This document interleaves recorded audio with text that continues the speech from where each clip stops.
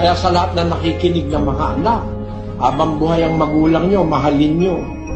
Wala kayong maigaganti na anumang physical na bagay sa hirap ng magulang, kasi yung magulang, yun ang kinasangkapan ng Diyos para tayo umiral sa mundo.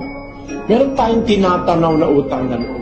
Napag-aral ka, hindi ka napag-aral, hindi mabait ang magulang mo, masama ang magulang mo para sa'yo, pero yung lumaki ka lang, marami siyang ginawa para sa'yo.